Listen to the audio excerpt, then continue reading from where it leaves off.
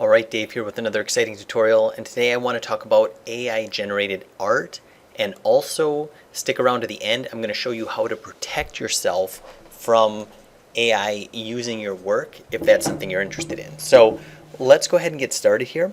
I'm going to talk about a site called Midjourney, and you can see here these are some art that I created or prompted, I should say. And you can see that it's really elaborate. And let's kind of talk about how to get started, how that's all done, and what that looks like. So again, if I go to midjourney.com, if I'm logged in, this is what it'll look like. I'll go ahead and just close that. And I'm going to come over here to, well, first I should say this.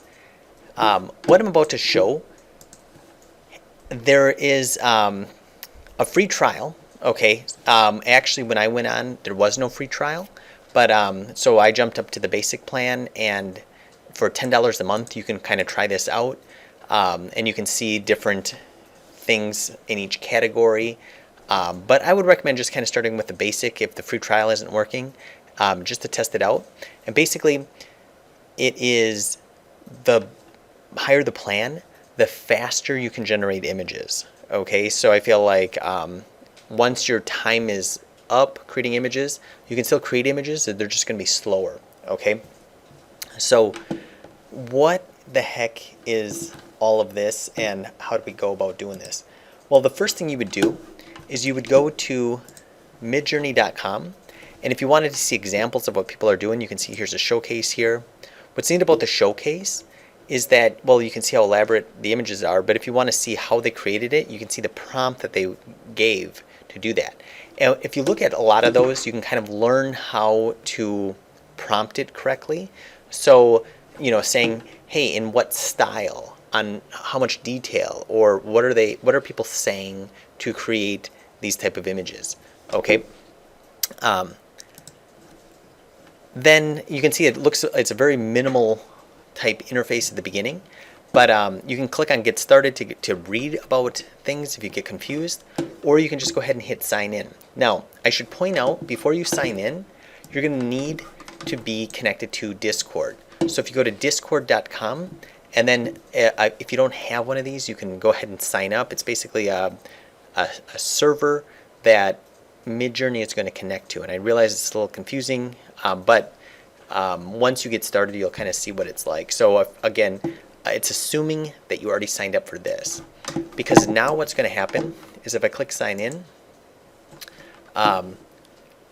it's going to say, hey, do you want to connect to Discord?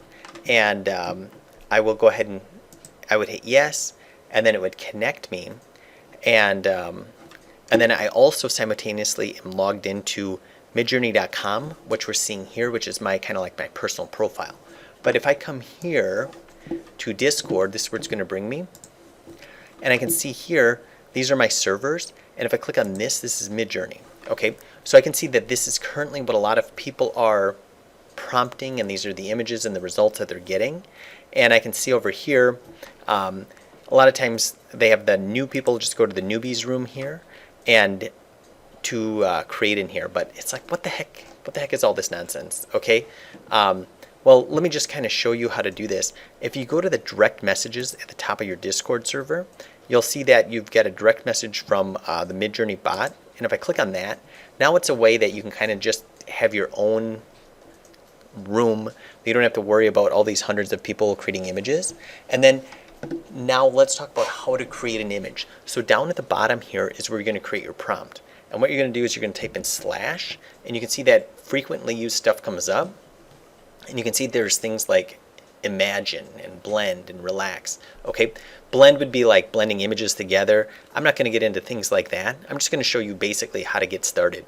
So if I click on slash imagine, now a prompt is here. So I could type in anything that I want, as ridiculous as it sounds. And what it's going to do is it's going to try to produce an image that is of your request.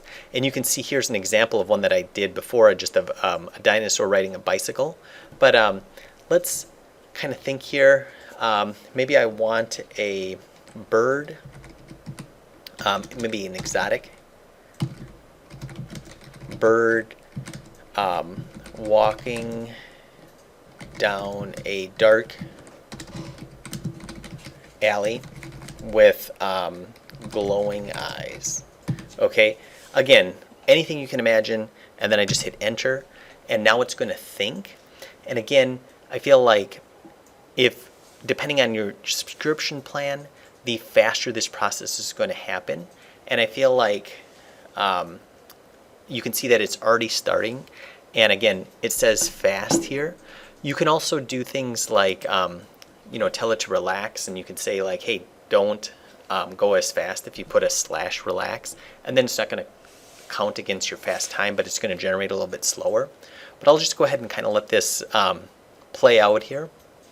It's kind of creepy as it starts to be created. And once it's done, if I click on this, I can see, hey, that's what I asked for. I'm not sure why I asked for that, but that's kind of creepy. Now let's say if you like one, okay? Let's say I kind of really like this image here. Okay, so we're going to say this is image 1, 2, 3, and 4.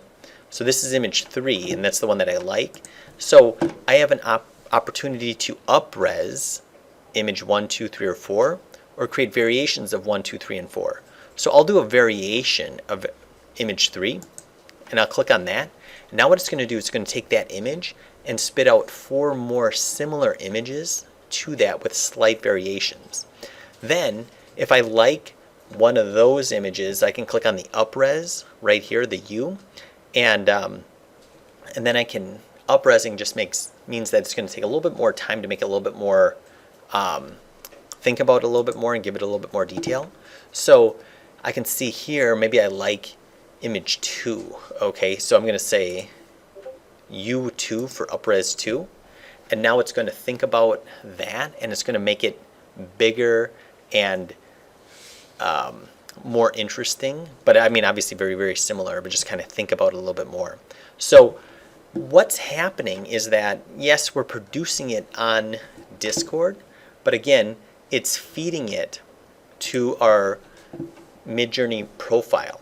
So I feel like what's going to happen is that if I click all here, you can see it already fed it in here, right here, and now I'm up-resing it. So if I click on upscale, it's going to eventually feed back into here. And just really cool, you can see if I clicked on, let's go back here to all, if I click on this bird, now if I scroll down here, I can see that other people have typed in similar things, and these are kind of the results that other people have got with different prompts, and you can see what prompts they've given it. So again, just kind of an interesting, unique way to kind of explore concepts, explore ideas quickly.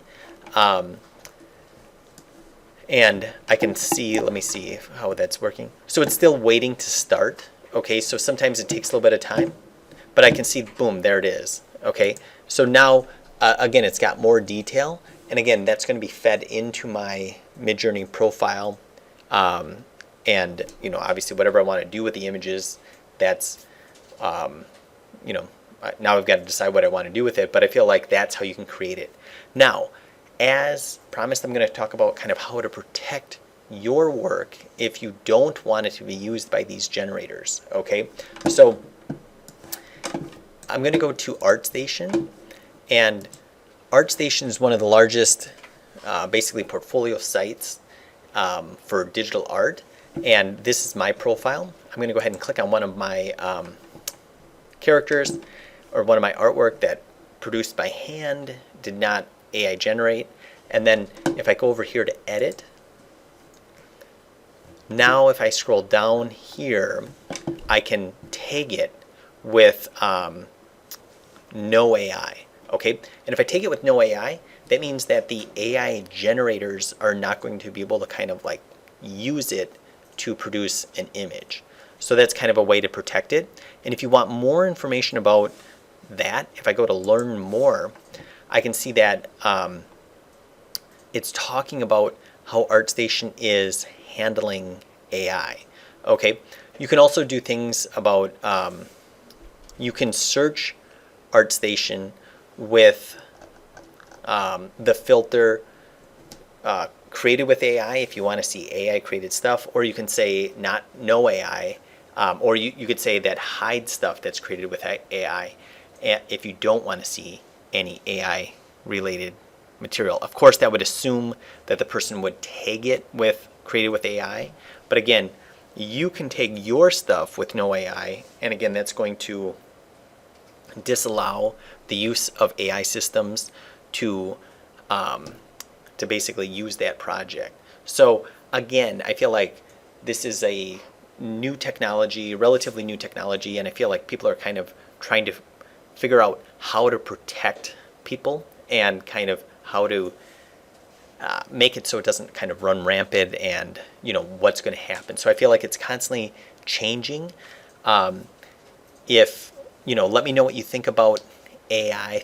Let me know what you think about what ArtStation is doing to kind of help protect artists, and go ahead and leave that in the comments below. Make sure to like and subscribe, and talk to you later.